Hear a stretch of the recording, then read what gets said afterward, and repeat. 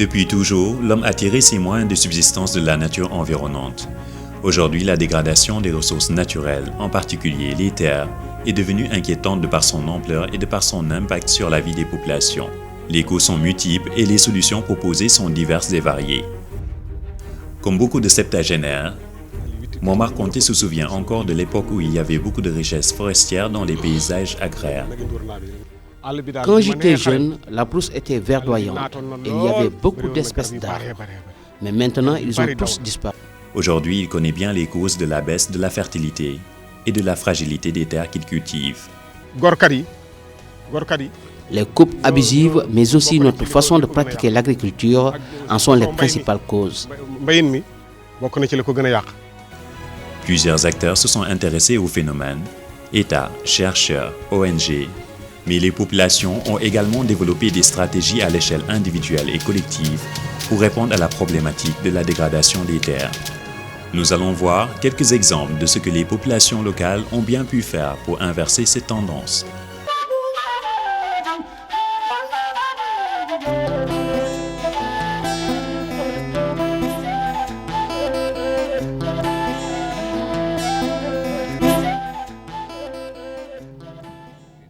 Nous sommes à Mankouma, village situé dans la région de Kaffrine.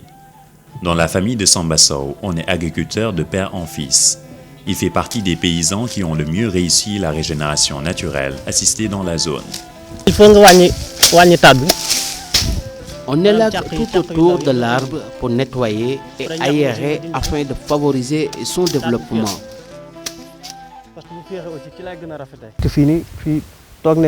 Cette parcelle est restée 10 ans sans être exploitée car elle s'était complètement dégradée. Mais dès qu'on a commencé à y pratiquer la RNA, depuis 1 ou 2 ans, on arrive à y produire encore de bons rendements en mil.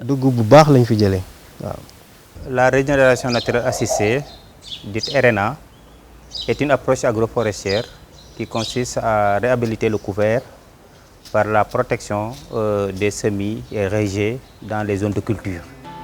Malem Hodar, une commune rurale située dans la région de Kaffrine.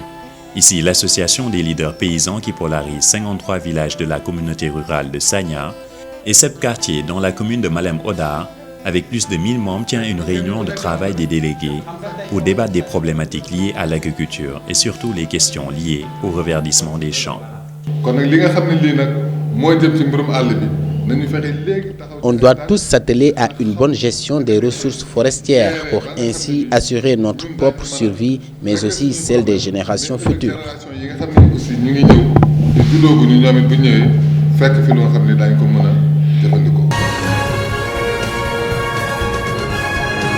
Missirah Diné, situé à quelques encablures de Keur Madiabel, ici Pape Aliounian dispose de 7 hectares cultivables. Il a débuté la RNA sur cette parcelle depuis 2000. Vers les années 1980, il n'y avait plus d'arbres ici. Et depuis, je pratique la RNA. En parallèle avec l'élevage, cela me motive davantage.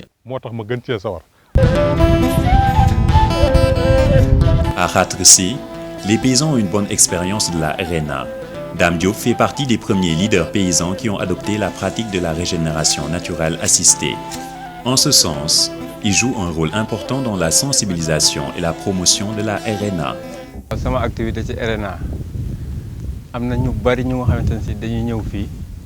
Nos voisins des zones de Kaffrine, Koungheul et de Bambey viennent jusqu'ici pour voir comment nous avons réussi la RNA et aussi connaître les difficultés que nous avions rencontrées. Ça fait 20 ans qu'on pratique la RNA.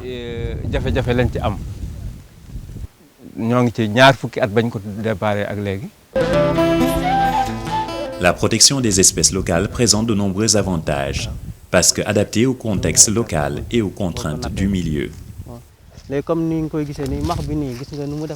Comme vous voyez ici, cet arbre est couvert de termites. Mais cela ne l'empêche pas de tenir bon. C'est tout à fait le contraire pour une espèce exotique. La RNA favorise les espèces locales.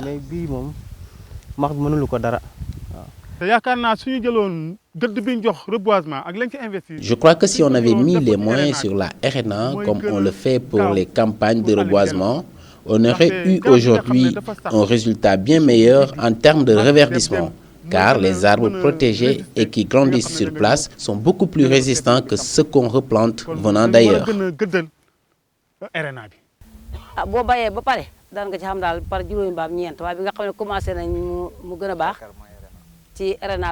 Avant, on avait 4 à 5 charrettes de mil après la récolte. Aujourd'hui, avec la RNA, les sols deviennent plus fertiles et nous arrivons à produire 2 fois plus, sans négliger l'ombre qu'elle nous procure pour se reposer et du bois de chauffe pour la maison.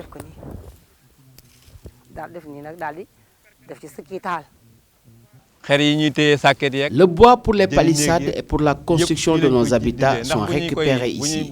Tout ceci sont prévus dans notre pratique de la RNA. Avec le CAD, on n'a pas besoin de faire recours aux engrais chimiques et ces fruits constituent un excellent aliment pour le bétail, étant entendu que c'est un fertilisant et aliment pour le bétail, ce qui est tout bénéfice pour moi. Sur 1 hectare, j'ai pu avoir 5 tonnes de maïs avec la variété locale. À Fandène, nous y découvrons tous les avantages de la RNA.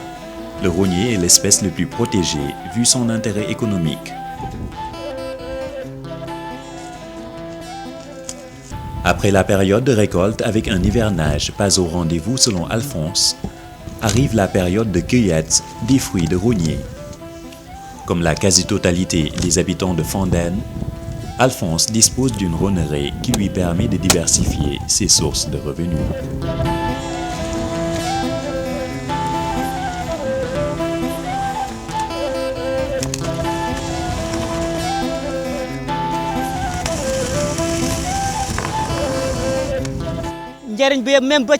Tout est utile sur le rognier. Au-delà des fruits, avec les tiges, on fabrique des paniers et avec les feuilles, on fait des tamis.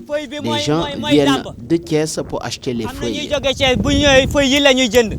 La recherche a également démontré les avantages de la RNA.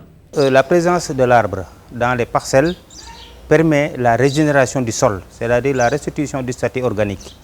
Vous savez que les cultures annuelles, quand elles sont récoltées, elles amènent avec elles des éléments du sol. Donc pour restituer ces éléments-là, il faut quelque chose de la matière organique pour ramener les éléments exportés avec les cultures. Et c'est pourquoi la présence de l'arbre dans les parcelles de culture est extrêmement importante. Le sol est le support de la production. C'est lui qui fournit les éléments nutritifs à la plante, c'est lui qui fournit l'eau à la plante, et c'est lui-même qui fixe la plante. Donc c'est un substrat qu'il faut régulièrement, disons, alimenter en éléments nutritifs en eau pour que les plantes puissent se développer convenablement. D'accord, c'est bon, on voit des résultats par rapport à la pratique de la RNA.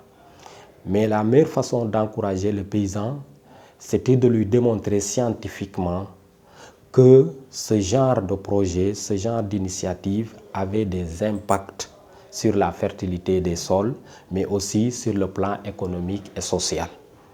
Et sur ce, on a lancé une collaboration avec l'ISRA, dont l'objectif était de faire des tests qui nous permettront de démontrer de façon scientifique que la régénération naturelle avait une influence sur les rendements des cultures.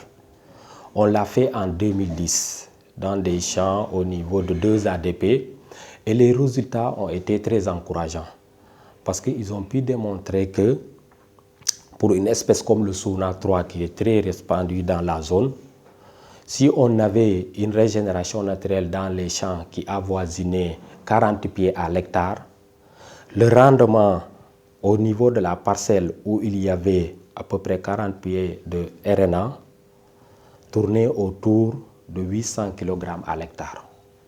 Au moment où au niveau du champ test, sans régénération naturelle, la moyenne tournait autour de 350 kg à l'hectare.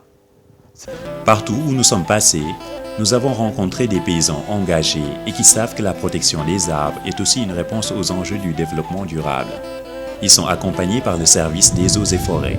On organise des séances de sensibilisation au niveau des villages pour leur parler un peu de l'intérêt de la RNA.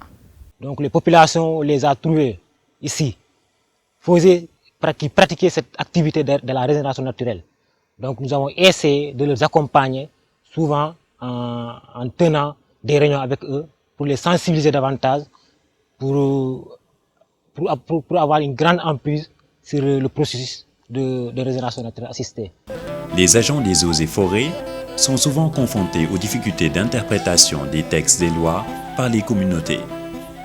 Beaucoup de personnes, ils croient que si tu fais ton champ à la RNA, tu risques de le perdre.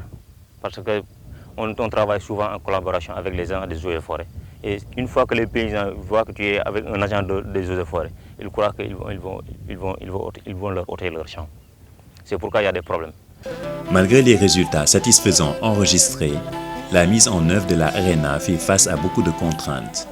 Depuis 2000, on pratique la RNA, mes frères et moi. Personne n'ose couper un arbre ici.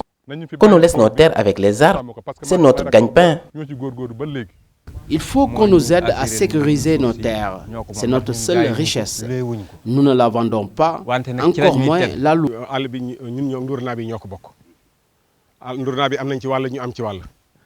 La forêt nous appartient tous, agriculteurs et éleveurs.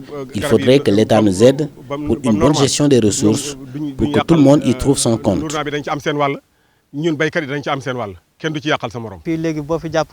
Ici, les gens coupent les arbres en toute impunité. Il faudrait qu'on nous aide à la sécurisation de nos terres pour que l'on puisse faire valoir nos droits. Pour mieux voir les contraintes dans le cadre institutionnel et juridique et les recommandations pour lever ces contraintes, nous allons rencontrer le professeur Amadouly, juriste spécialisé en droit de l'environnement. C'est qu'il n'y a pas un document stratégique national qui donne une vision claire en matière d'agroforesterie. Cela ne veut pas dire qu'il n'y a pas eu d'études, il n'y a pas eu de recherche. Ces recherches et ces études ont été faites par les autorités compétentes, par les instituts et les spécialisations et les spécialistes sur la question. On constate une superposition des politiques et des cadres institutionnels. Quand on ne tient pas compte du vécu quotidien des populations, de tout ce qu'il y a comme patrimoine culturel et juridique, si on ne tient pas compte de cela en matière agricole, en matière pastorale, en matière hydraulique, on n'aboutira pas à grand-chose. La régénération naturelle assistée et d'autres pratiques dans le cadre du reverdissement initiées par les communautés sont en partie appuyées par les programmes et structures d'appui. Aujourd'hui, une initiative pour le reverdissement de l'Afrique, un programme régional appuyé par le FIDA et le CISVU, coordonné par IED Afrique au Sénégal, est mise en place pour créer une synergie d'action autour des expériences de reverdissement.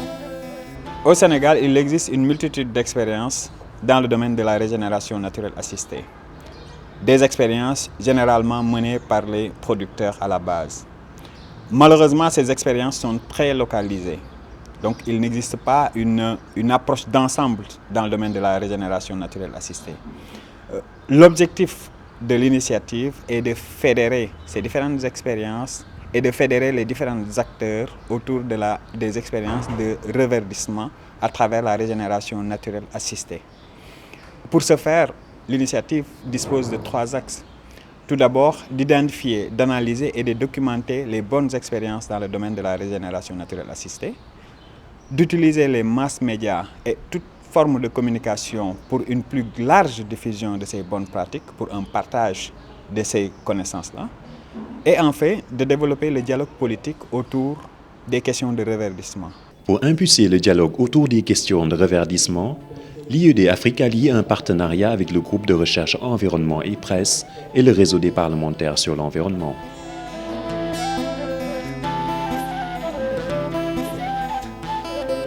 C'est l'opportunité qui nous est offerte de constater avec le secteur de la recherche, mais également les ONG, mais surtout les acteurs paysans qui sont sur le terrain, de voir un peu ce qui se passe au Sénégal, ce qui se fait comme bonne pratique agricole. Il y a énormément de choses qui sont faites sur le terrain par des associations, par des acteurs villageois qu'on ne connaît pas. Et le but de ce genre d'action est d'informer le public, surtout le public de connaisseurs, qui ne vient pas dans ces sites, qui n'a pas le temps de découvrir ça, de leur faire comprendre un peu qu'il y a des gens qui ont décidé de renverser les tendances. Il faut surtout comprendre que le facteur clé du succès de la RNA est que ce sont les paysans eux-mêmes qui contrôlent le processus.